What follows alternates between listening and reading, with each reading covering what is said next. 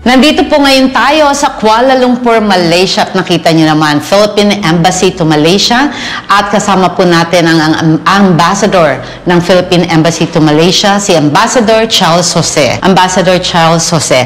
Ambassador, I'm so happy to be with you. Siyempre, ang ating OFW party list with SMNI is here to greet you. Congratulations for a very successful trip ng ating mahal na Presidente, President Bongbong Marcos at he was able to bring home the bacon with a lot of investments para sa ating mga Filipinos. Ambassador, I have learned a lot from you regarding the plight of our OFWs, and you are doing the best that you can to be able to regularize and to give our undocumented OFWs their proper documentation to be able to have a very good stand and a very comfortable life here in the Philippines, especially for our temporary migrants, for our tourists, and for our workers as well. And I have learned that the biggest sector of our society, or OFWs here, are the household service workers, and then in the agriculture sector, the fisheries, and other service workers. Thank you so much for being with them and doing the best that you can to be able to service yung ating almost 1 million na OFWs and Filipinos dito po sa Malaysia. And I would like to say, what can you say that we are here now in Malaysia and doing the best that we can have to be able to report to our OFWs and the Philippines as well?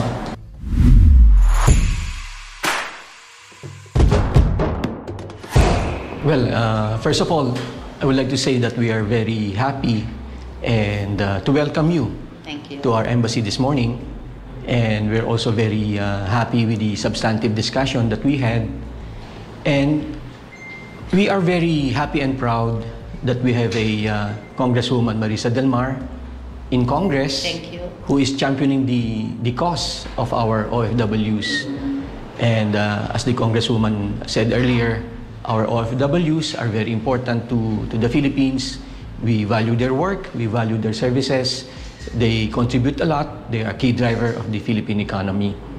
And I also said to our Honorable Congresswoman that the embassy, Philippine Embassy here in Kuala Lumpur, together with the Migrant Workers Office here, we are doing our best to provide service to our OFWs.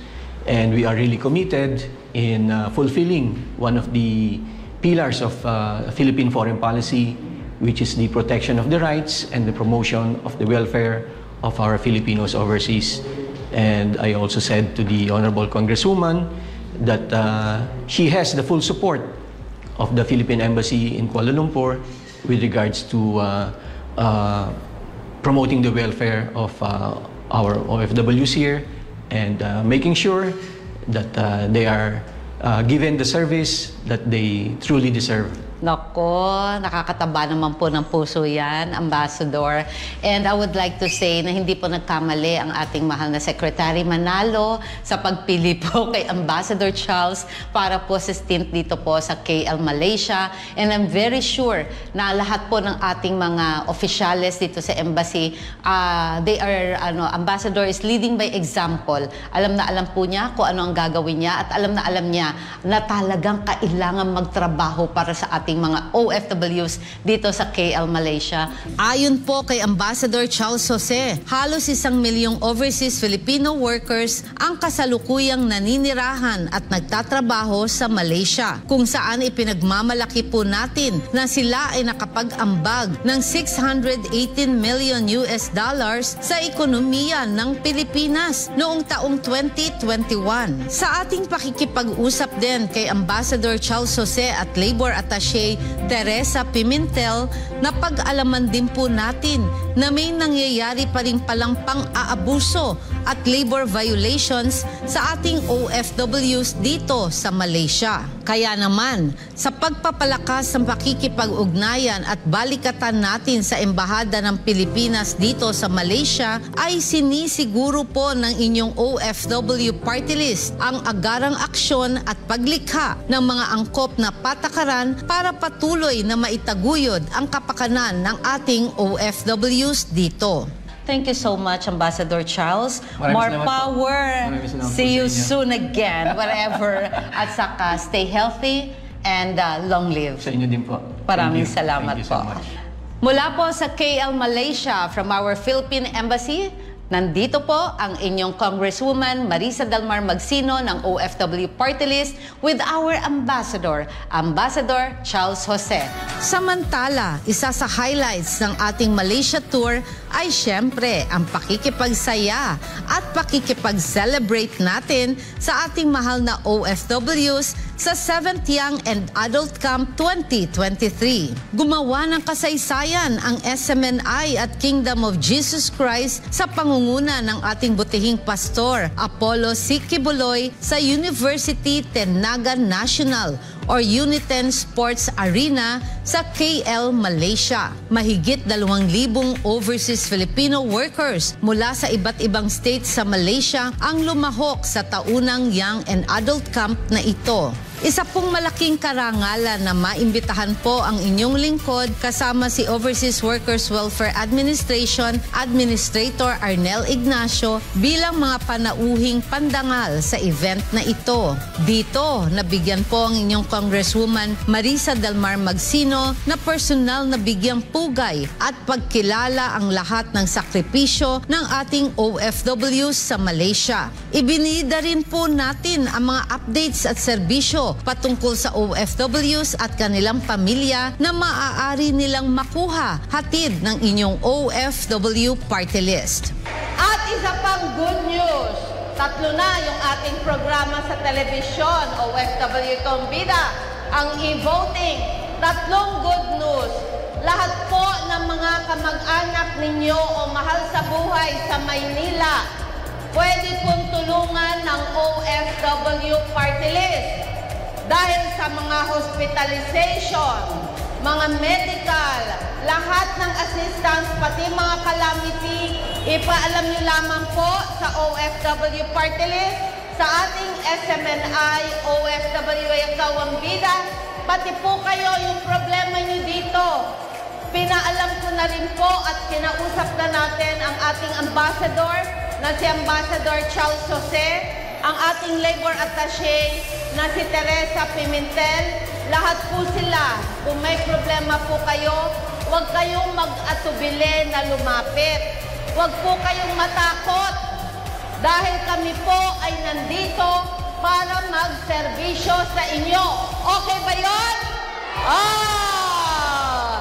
Kasama din ang representatives mula sa Embahada ng Pilipinas sa Malaysia, Filipino community leaders at Kingdom of Jesus Christ leaders mula sa Singapore, Thailand at Cambodia. Talaga namang nag-enjoy at na-amaze kami sa husay at galing ng ating OFWs pagdating sa power dance competition at ang matinding kompetisyon sa men's basketball at male and female volleyball competition. Sa ginanap na iba't ibang kompetisyon, pinatunayan ng ating mahal na OFWs dito sa Malaysia na walang pinipiling edad ang talento at talaga namang nakaka-proud maging Pinoy.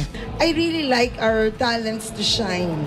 We are more than, parang ang dami nating, we have so much things to offer to the world. Yan talaga yung sinasabi ko, I'm proud to be Filipino. Sabi ko, we have a lot to offer. We have brilliant engineers, IT. Yan, pinupush ko talaga yan. Salamatan natin ang ating mahal na si Pastor Apollo C. Kibuloy.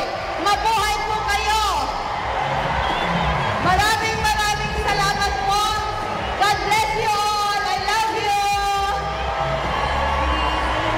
Matapos ang makasaysayang selebrasyon ng 7th Young and Adult Camp, ay dumiretso po ang inyong lingkod sa Migrant Workers Office sa Malaysia upang daluhan ang culmination program at personal na batiin ang ating OFWs Class of 2023. Sumailalim sa 5-month skill training ang ating mga OFWs na nagnanais na lumawak ang kaalaman at husay para kumita ng extra income sa iba't ibang larangan tulad ng beauty and hair, food and beverage at marami pa pong iba, kung saan personal po nating nakita at natikman ang kanilang pinagmamalaking produkto at serbisyo. Personal din po namin kinumusta ni OWA Administrator Arnel Ignacio at Labor Attaché Teresa Pimentel ang ating OFWs na magkaroon po tayo ng dialogue kasamang 40 OFW community leaders sa Malaysia. Maligayang-maligaya tayo dahil sa napaka-fruitful, napaka-productive, napaka-informative na naging dialogue natin sa mga leaders natin dito sa Malaysia. At ako'y naliligayahan dahil naging parang talagang open lahat. Lahat no holds bar. Lahat nagbigay ng kanilang kuro-kuro, mga problema, mga concerns na kinakailangan natin pagtuunan ng pansin pagdating natin sa Manila. At ako'y maligaya rin dahil nakasama natin si Labor Attaché Teresa Pimentel, si Admin Arnel, para sa ganon ay makapagbigay din ng liwanag sa mga issues na kinakaharap ng kanilang mga departamento.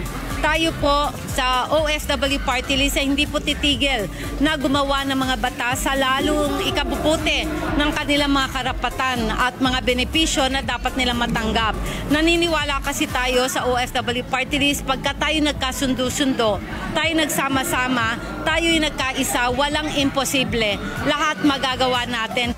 Sinisiguro po ng inyong lingkod at ng inyong OFW Party List, SMNI at Philippine Embassy in Malaysia na tayo po ay tutugon na may mabilisang aksyon sa bawat hinaing ng ating mahal na OFWs. Kayo po ay makakaasa na ang aming pangakong pagtulong at serbisyo sa inyo ay maisa sa katuparan hanggat tayo po ay may pagkakataong maglingkod. Sa susunod pong muli, huwag niyo pong kalilimutan, OFWs in Malaysia, kayo po ang bida.